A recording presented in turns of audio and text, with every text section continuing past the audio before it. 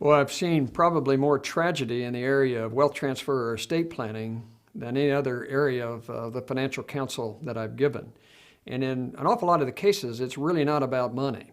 My wife and I both lived long enough that our parents have died, and we've had several aunts and uncles that have died. And I remember when my wife's mother died, there was almost a fight, if you will, between her sisters over who got her dishes.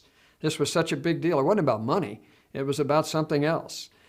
When my father died just a few years ago, I noticed fortunately, he was conscious.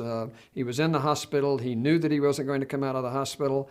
I was the eldest son. He wanted to talk to me, and I could tell he was really nervous. And what he wanted to tell me was that he had helped me get a car. He had helped my youngest brother get a car, but he had never helped the middle brother get a car.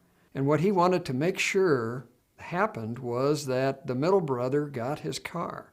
Now, Dad didn't leave a major estate, but he wanted to treat us all equally, but he wanted my brother to be treated a bit unequally, if you will. And that was obviously fine with my youngest brother and myself. The point is that when it comes to things, there's probably more that goes on from a wealth transfer standpoint than when it is with money. However, I know of a family. I was told this by a bank trust officer. A man died, a multi-billionaire. There are 32 heirs to that billion-dollar fortune. It's now into the third and the fourth generation of when that $1 billion was created.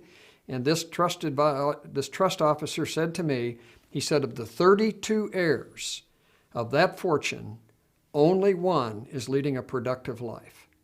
So when it comes to wealth transfer and estate planning, there's a lot of things that create complexity and difficulty. Let me just give you a few.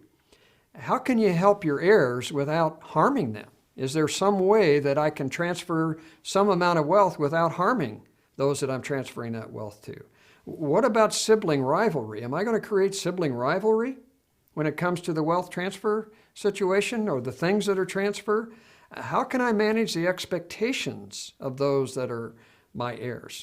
Judy and I have 5 children, and we have 3 sons-in-laws and 2 daughters-in-laws, and we have several grandchildren. Well, how do we manage their expectations relative to the estate and the wealth that we have accumulated?